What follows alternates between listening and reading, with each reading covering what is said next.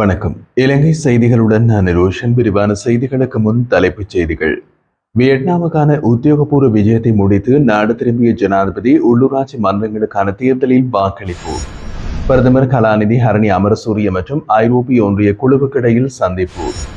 இன்றும் நாளையும் நாடு முழுவதும் 24 மணி நேரமும் போலீஸ் நடமாடும் ரோந்துகள் இயங்கும் என்று போலீஸ் தலைமையகம் தெரிவிப்பு.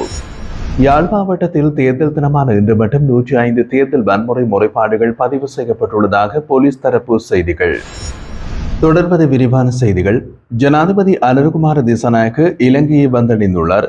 இதன்படி இன்று மதியம் 1:25 மணிக்கு அவர் கட்டுநாயக்க விமான நிலையத்தை வந்தடைந்தார். அனுரகுமார திசாநாயக்க மே 4ஆம் தேதி முதல் 6ஆம் தேதி வரை வியட்நாமுக்கு அரசுமுறை விஜயம் மேற்கொண்டிருந்தார். வியட்நாம் ஜனாதிபதி லுவாங் குவாங்கின் அழைப்பின் பேரில் குறித்த விஜயம் மேற்கொள்ளப்பட்டிருந்தது. இதன்போது நோய்பாய் சர்வதேச விமான நிலையத்தில் இலங்கை ஜனாதிபதி மற்றும் குழுவினரை வியட்நாமின் வெளியுறவு பிரதியமைச்சர், இன மற்றும் மத விவகார பிரதியமைச்சர், இலங்கைக்கான வியட்நாம் தூதுவர் மற்றும் வியட்நாமுக்கான இலங்கை தூதுவர் ஆகியோர் சிறப்புற வரவேற்றிருந்தமை குறிப்பிடத்தக்கது. இதேவேளை நடைபெற்ற உள்ளூராட்சி மன்றங்களுக்கான தேர்தலில் ஜனாதிபதி அனுரகுமார திசாநாயக்க தனது வாக்கை பதிவு செய்துள்ளார். கொழும்பு பஞ்சிகாமத்து அபிசுந்தர ராமிய விகாரையில் அவர் தனது வாக்கையை செலுத்தியுள்ளதாக தெரிவிக்கப்படுகிறது. இலங்கை பிரதமர் கலாநிதி ஹரணி அமரசூரிய GSP+ திட்டத்தின் கீழ் நடைமுறையில் உள்ள கண்காணிப்பு பணியின் ஒரு பகுதியாக ஐரோப்பிய வெளிவிவகார சபையின் தெற்காசிய பிரிவின் தலைவர் சார்லஸ் வைட்லியுடன் கொழும்பில் சந்திப்பொன்றை நடத்தியுள்ளார். இந்த சந்திப்பின் போது ஐரோப்பிய ஒன்றியத்தின் GSP+ வரிச்சலுகைகள் வழியாக இலங்கை ஐரோப்பிய ஒன்றிய உறவுகளை மேலும் பலப்படுத்த இலங்கை அரசாங்கத்தின் உறுதிப்பாட்டை பிரதமர் மீண்டும் வலியுறுத்தினார். குறித்த கலந்துரையாடலின் போது வறுமை ஒழிப்பு, டிஜிட்டல் பரிமாற்றம் மற்றும் கிளீன் ஸ்ரீலங்கா போன்ற முக்கிய அரசாங்க முன்னுரிமைகள் குறித்து விரிவாக பேசப்பட்டது. மேலும் சமாதானம் மற்றும் நல்லிணக்கம் நிலைநாட்டுவதற்கான தொடர்ச்சியான அரசாங்க முயற்சிகள், போதைப்பொருள் மற்றும் மனித கடத்தல் தடுப்பு நடவடிக்கைகள் மற்றும் நிகழ்நிலை பாதுகாப்பு சட்டம் உள்ளிட்ட தற்போதைய சட்ட சீர்திருத்தங்களும் விவாதிக்கப்பட்டது. GSP+ பொறிமுறையின் முக்கிய நோக்கங்களுடன் இணங்கும் இலங்கையின் புதிய கொள்கைகளை ஐரோப்பிய ஒன்றிய குழு பாராட்டியது. இவை மீண்டும் GSP+ வரிச்சலுகைக்காக விண்ணப்பிக்கும் இலங்கையின் முயற்சிக்கு ஆதரவாக இருக்கும் என்றும் அவர்கள் குறிப்பிட்டனர். மேலும் நாட்டின் சமச்சீர் வளர்ச்சி தங்களது தொடர்ந்து ஆதரவை வழங்குவதாகவும் உறுதியளித்தனர். இந்த நிகழ்வில் சர்வதேச நாணய நிதியத்தின் பங்கேற்பு, பெண்களின் அரசியல் மற்றும் பொருளாதார பங்கேற்பை மேம்படுத்துவது, குழந்தை பராமரிப்பு, முதியோர் பராமரிப்பு மற்றும் போக்குவரத்து வசதிகளை மேம்படுத்துவது தொடர்பாகவும் விவாதிக்கப்பட்டது. இது தொழிற்சாலைகளில் பெண்களின் பங்கேற்பை அதிகரிக்க உதவும் என்றும் பிரதமர் கூறினார். சந்திப்பில் இலங்கைக்கான ஐரோப்பிய ஒன்றிய தூதுவர் கார்மென் மொரேனோ இலங்கைக்கான பொருளாதார, கலாச்சார மற்றும் சுற்றுலாத்துறைகளின் உறவுகளை மேம்படுத்த ஐரோப்பிய ஒன்றியம் உறுதியாக இருப்பதாக தெரிவித்தார். இந்த சந்திப்பில் பிரதமரின் செயலாளர், மேலதிக செயலாளர் மற்றும் வெளிவிவகார அமைச்சின் ஐரோப்பிய மற்றும் வட அமெரிக்க பிரிவின் பணிப்பாளர் உள்ளிட்ட பல உயர் அதிகாரிகள் பங்கேற்றனர். தேர்தல் வன்முறைகளை கண்காணிக்கும் நிலையம் தெரிவித்துள்ளதாவது: அமைதி காலத்தை மீறுமாறு பிரதமர் விடுத்த வேண்டுகோள் ஒரு சாதாரண மீறல் அல்ல. இது தேர்தலின் நியாயபூர்வ தன்மையை அடிப்படையாக பாதிக்கும் செயல்பாடாகும். மே 3ஆம் தேதி அமைதி காலம் அமலுக்கு வருவதற்கு சில மணி நேரங்களுக்கு முன்னரே தேசிய மக்கள் சக்தி வேட்பாளர்களின் பிரச்சாரங்களில் தொடர்ந்து ஈடுபடுமாறு பிரதமர் ஹரணி அமரசூரிய தனது ஆதரவாளர்களுக்கு வேண்டுகோள் விடுத்துள்ளார். இது தேர்தல் விதிமுறைகளை நேரடியாக மீறும் செயல் என்று கண்காணிப்பு நிலையம் தெரிவித்துள்ளது. இதனை மையமாக வைத்து கண்காணிப்பு நிலையம் அதிகாரப்பூர்வ முறைப்பாட்டையும் பதிவு செய்துள்ளது. பிரதமரின் இந்த வேண்டுகோள் வீடியோவாக பதிவு செய்யப்பட்டுள்ளதுடன் அது நாடு முழுவதும் ஒளிபரப்பவும் செய்யப்பட்டிருக்கிறது. நாட்டின் உயரிய நிர்வாக அதிகாரியைப் போலவே சட்டத்தை மீறுமாறு சட்டம் மீறுமாறு கேட்டுக்கொள்வது ஒரு சாதாரண அரசியல் சம்பவமாக இல்லாமல் சுதந்திரமான தேர்தல் முறைமை மீது அழுத்தம் செலுத்தும் செயற்பாடாகவே பார்க்கப்படுகிறது. இதனால் பொதுமக்களுக்கு நம்பிக்கையினை நிலைநிறுத்துவதற்காக உடனடி நடவடிக்கைகள் தேவைப்படுகின்றன. இன்றும் நாளையும் நாடு முழுவதும் 24 மணி நேரமும் போலீஸ் நடமாடும் ரோந்துகள் இயங்கும் என்று போலீஸ் தலைமையகம் தெரிவிக்கின்றது. முன்னதாக வாக்குச்சாவடிகளை சுற்றி தேவையற்ற கூட்டங்களை தவிர்க்குமாறும், அங்கு ஒன்று கூடுவதை தவிர்க்குமாறும் அனைத்து பொதுமக்களுக்கும் அரசியல் கட்சி பிரதிநிதிகளுக்கும் போலீஸ் தலைமையகம் கேட்டுக் கொண்டிருந்தது. மேலும் வாக்குச்சாவடிகளுக்கு சென்று வாக்களித்துவிட்டு அமைதியாக வெளியேறுமாறும் மக்களை அறிவுறுத்தியதோடு வாக்குச்சாவடிகளுக்கு அருகில் பல்வேறு பிரச்சார நடவடிக்கைகளில் ஈடுபடுவது முற்றிலும் தடை செய்யப்பட்டுள்ளது என்றும் தேர்தல்கள் ஆணையகம் தெரிவித்திருந்தது. இந்த நிலையில் அனைத்து வாக்குச்சாவடிகளிலும் பாதுகாப்புக்காக ஏராளமான போலீசார் நிறுத்தப்பட்டதோடு தற்போது இன்றும் நாளையும் நாடு முழுவதும் 24 மணி நேரமும் போலீஸ் நடமாடும் ரோந்து இடம்பெறும் என்று போலீசார் அறிவிப்பு விடுத்துள்ளனர். பொதுமக்கள் வாக்களிப்பதில் ஆர்வம் காட்டாதிருப்பது இலங்கையும் இங்கிலாந்தை போன்று முன்னேறிவிட்டதாக முன்னாள் ஜனாதிபதி ரணில் விக்ரமசிங்கே கூறியுள்ளார். கொழும்பு ரோயல் கல்லூரியில் உள்ள வாக்குச்சாவடியில் உள்ளூராட்சி மன்ற தேர்தலுக்கான தனது வாக்கை செலுத்திய பின்னர் ஊடகவியலாளர்களிடம் கருத்து தெரிவித்த போது அவர் இவ்வாறான ஒரு கருத்தினை வெளியிட்டிருந்தார். இந்த தேர்தலில் பெரும்பாலான மக்களுக்கு வாக்களிக்க ஆர்வம் இல்லை. சில முக்கிய வேட்பாளர்கள் போட்டியிடும் பகுதிகளில் மட்டுமே வாக்களிப்பு சற்று அதிகமாக இருக்கலாம், மற்ற இடங்களில் வாக்களிப்பு குறைவாகவே இருக்கும் என்று அவர் கூறியிருந்தார். மக்கள் வாக்களிப்பதிலான நாட்டை இழந்துவிட்ட நிலையில் இலங்கை, இங்கிலாந்து போன்ற வளர்ந்த நாடுகளைப் போல் நடந்து கொள்கிறது என்றும் அதுவே ஒரு வகையான முன்னேற்றம் எனவும் ரணில் விமர்சனமாக குறிப்பிட்டிருந்தார். உள்ளூராட்சி மன்ற தேர்தலானது யாழ்ப்பாண மாவட்டத்தில் இன்றைய தினம் காலை 7 மணிக்கு ஆரம்பமாகி சுமூகமாக நடைபெற்றிருந்தது.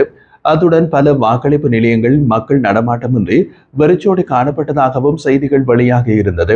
இதன்படி யாழ்ப்பாண மாவட்டத்தில் பிற்பகல் 2 மணி நிலவரப்படி 44.03% வாக்குப்பதிவு இடம்பெற்றதாக யாழ் மாவட்ட செயலக தகவல்கள் தெரிவிக்கின்றன. அதிலும் குறிப்பாக யாழ் மாவட்டத்தில் நெடுந்தீவு, காரைநகர், ஊர்காவத்துறை பிரதேசங்களில் வாக்களிப்பு சதவீதம் முன்னிலை பெற்றிருந்தாலும் பருத்தித்துறை, கரவட்டி பிரதேசங்களில் சற்று மந்தகதியில் வாக்களிப்பு இடம்பெற்றதாக செய்திகள் தெரிவிக்கின்றன. அத்துடன் வாக்களிப்பு மந்தகதியில் இடம்பெறுவதோடு குறைந்தளவு வாக்காளர்களை வாக்களிப்பதை அவதானிக்க முடிந்ததாகவும் யாழில் பல வாக்களிப்பு நிலையங்கள் வெறிச்சோடி காணப்பட்டதாகவும் தெரிவிக்கப்படுகிறது.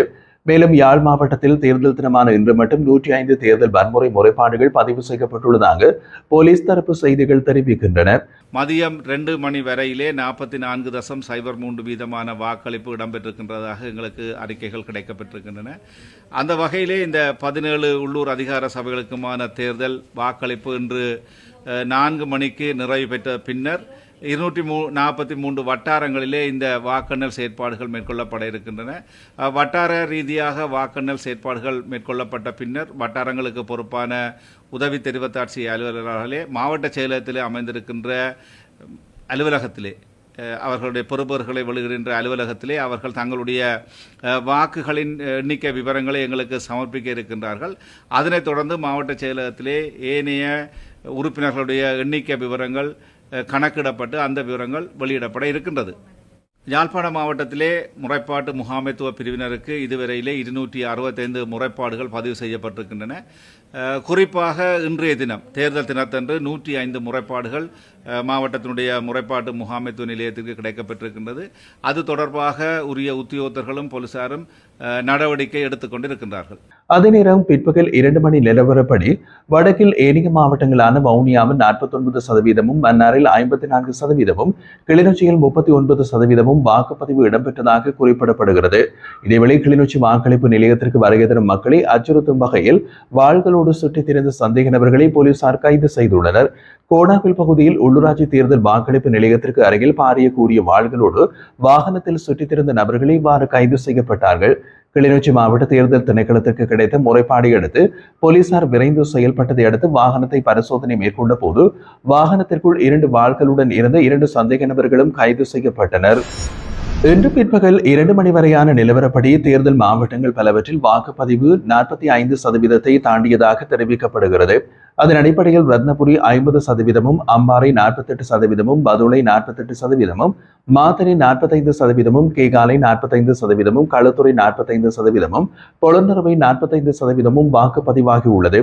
மேலும் மொனராகலை 43%, ஹம்பாந்தோட்டை 42%, புத்தளம், அனுராதபுரம் 40%, கொழும்பு 40%, கம்பகா 36% வாக்களிப்பு பதிவானதாக தெரிவிக்கப்படுகிறது. 2025ஆம் ஆண்டு உள்ளூராட்சி மன்ற தேர்தலுக்கான வாக்குப்பதிவுக்காக இன்றைய தினம் காலை 7 மணி தொடக்கம் மாலை 4 மணி வரையில் பொதுமக்கள் வாக்களிப்பதற்கு சந்தர்ப்பம் வழங்கப்பட்டதாகவும் தேர்தல்கள் ஆணையாளர் தெரிவித்திருந்தார். முல்லைத்தீவு மாவட்டத்தின் வள்ளிப்பணம் பகுதியில் தேர்தல் விதிமுறைகளை மீறியதாக கூறி ஒருவர் இன்று காலை கைது செய்யப்பட்டார். புதுக்குடியிருப்பு பிரதேச செயலகத்திற்குட்பட்ட வள்ளிப்பணம் வாக்குச்சாவடிக்கு அண்மையில் உள்ள பகுதியில் வீட்டு சின்னத்தில் போட்டியிடும் வேட்பாளரின் ஆதரவாளர் ஒருவர் அந்த சின்னம் இடம்பெற்ற துண்டு பிரசுரங்களை பொதுமக்களுக்கு விநியோகித்ததாக தேர்தல் திணைக்கள அதிகாரிகள் கூறுகின்றனர்.